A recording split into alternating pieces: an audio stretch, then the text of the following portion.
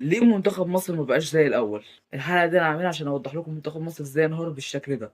الجيل ده هو الاقوى في تاريخ المنتخب، مع ان الجيل ده عنده اتنين لعيبه هم في الدوري الانجليزي، صلاح ومرموش. كل ده واكتر هنعرفه النهارده. انا اسر اسماعيل وده برنامج ذا شامبيونز اسر، ويا ريت متابعه على المنصات ديت. ويلا بينا. جيل حسن شحاته كان بيلعب على طاوله العالم زي ايطاليا اللي هي بطله العالم وقتها، وبرضه البرازيل كان عندهم كاكا وداني الفا، واللي تعادلوا معاهم واتغلبوا بظلم التحكيم. هيجي واحد فزوك دلوقتي هيقول لي احنا لعبنا البرازيل قبل كده في ماتش ودي قبل كاس العالم وخسرنا منهم 2-1 بس الاداء كان حلو. اقول لك يا حبيبي، اولا ده كان ماتش ودي استعدادا لكاس العالم. ثانيا الشوط الاول هو بس اللي احنا كنا فيه حلوين، الشوط التاني كان على الله حكايتنا. كان كويس في الماتش ده هو زيكو ومصطفى شوبير بس. حتى محمد صلاح مستواه تراجع وما بقاش في فورمته زي زمان، وده طبيعي لان هو سيدو كبر بقى عنده 34 سنه. انما جيل حسن شحاته كان في البطوله الرسميه اللي هي كاس القارات الثلاثه. النتيجه النهائيه كانت 4-3 للبرازيل، بس المنتخب ساعتها قدم اداء ابهر للعالم كله. انما الماتش اللي فات كان الى حد ما كويس. ده كفايه ان اقول لك ان عصام الحضري صد الركله من دروجبا ومشي كده اللي هو فتح صدره علينا. ها. اه يعني تلومبا بيقولوا ايه انا الاسد. انما حسام حسن بيتعادل مع اضعف منتخبات افريقيا باداء اسوأ منه مفيش الصراحه، رغم ان انت معاك ملوك في الدوري الانجليزي زي صلاح ومرموش. بس تعالوا نرجع لحسن شحاته اللي كان بينايم افريقيا كلها من المغرب، اللي كان عارف يعمل انسجام كبير بين اللعيبه وعارف كل لعيب ده امكانياته ايه. يعني شخصيته كانت قويه لدرجه انه طلع ميدو اللي كان محترف بره ونزل عمرو زكي اللي هو بيلعب في ام بي. بالرغم ان ميدو اتخانق مع حسن شحاته، بس اختيار حسن شحاته كان صح، وعمرو زكي نزل وخطف الجول بالرأسية الشهيرة. هتقولي ما هو على طول بقى ايه، في معظم الماتشات كده بيخرج محمد صلاح، اقول له يا ريت حتى اختياراته كان صح. يعني في ماتش ايران خرج محمد صلاح ونزل زيزو، وزيزو ما عملش اي حاجه طول الماتش. ده بعيد عن ماتش استراليا عشان انا بصور قبل الماتش ده بيوم. يعني السبب في نجاح كابتن حسن شحاته هو ان هو قادر يعمل انسجام بين اللعيبه، وكان متفاهم جدا معاهم، واستخدم اسلوب تكتيكي كان مناسب جدا للمنتخب، واعتماده على الروح الجماعية القتالية أكتر من النجومية الفردية. عكس حسام حسن الفريق بيعتمد على نجوم الفريق اللي هم صلاح ومرموش. وعلى فكرة باريس سان جيرمان بعد ما مشوا مبابي غيروا النظام ده وخلوا إن الفرقة ذات نفسها تبقى هي النجم. والنظام ده خلاهم من بعد ما اعتمدوا على النظام ده وهم كافة بطولات عمالة تنزل عليهم، كافة بطولات. ها فلو المنتخب مشي تقريبا بالنظام ده مش بعيد ان احنا نجيب التامنة. وبرضه حسن شحاتة كان عنده قدرة على تحفيز اللعيب نفسيا، وعنده قدرة غير عادية في التعامل مع الضغوط مع البطولات الكبرى. وهو عامل الروح الجماعي من أهم عوامل النجاح. وبرضه كان عنده شوية لعيبة كده ما تتقارنش بحد إلا محمد صلاح، زي عصام الحضري، وده حملة لوحده. لأن السد العالي أنقذ مصر في أكتر من بطولة، وكمان لعب مع المنتخب في كأس العالم 2018، يعني لعب مع حسن شحاتة وهيكتور كوبر. وكان من أحد الأسباب اللي كسبت منتخب مصر بطولات كتير، زي إن هو تصدى ركلة الجزاء الشهيرة قدام دروجبا وغيره كتير. تخيل إن هو عمل مباراة أسطورية قدام إيطاليا، هي بطل كأس العالم وقتها، والماتش دوت اللي هو مصر وإيطاليا كان في كأس القارات. يعني الحضري كان نص الفريق حرفيا. لو رحنا لخط الدفاع هتتصدم، لأن كان عنده عبد الظاهر السقا ووائل الجمعة وإبراهيم سعيد ومحمد عبد الوهاب.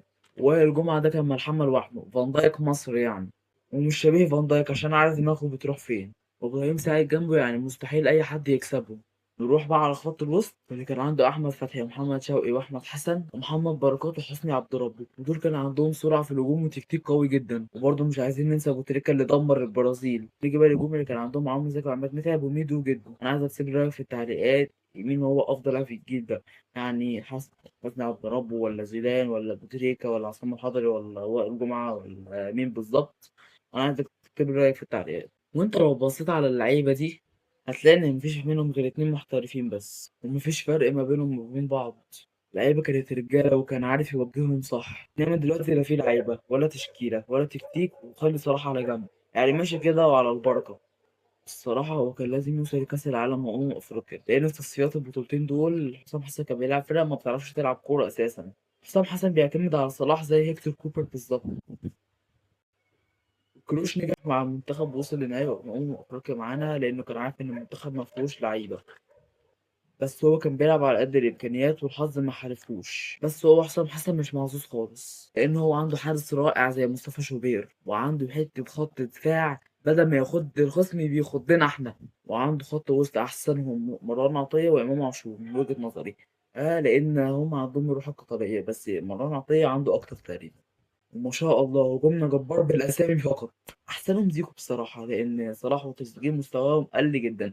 ده طبيعي لان هم كبروا، فاللعيبه دي محتاجه تلعب زي الجيل الذهبي، لان انا لسه قايل لكم من شويه ان هم ماشيين كده وعلى الله. وكل كوم والاداء اللي بيقدمه حسام حسن ده كوم تاني خالص، لان هو بيعمل عك كروي مش فن كروي.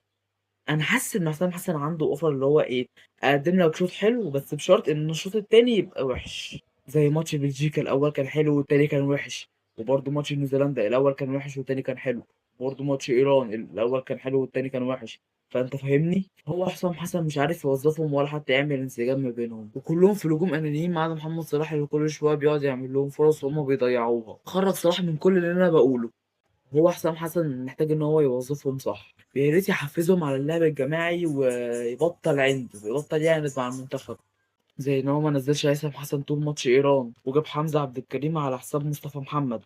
وهو مفيش مقارنة بين الاتنين دول، لان حمزة عبد الكريم لسه صغير فلازم ان هو يكتسب خبرة، عكس مصطفى محمد اللي هو يعني عنده خبرة، فممكن كان هيعمل فرق مع المنتخب حتى لو كان هو بيقعد احتياطي. ده كفاية مؤمن إن أقول لك إن لعبة اف سي موبايل حاطة مصطفى محمد في التشكيلة الأساسية بتاعت منتخب مصر في حدث كأس العالم. ويا ريت تقول لي إيه رأيك في المنتخب مع حسام حسن، وهو السبب في الموضوع ده كله، لا لعيبة ولا مدرب ولا جهاز فني. هو السبب هو اتحاد الكورة، البيزنس السبوبة اللي بيعملها اتحاد الكورة هي السبب.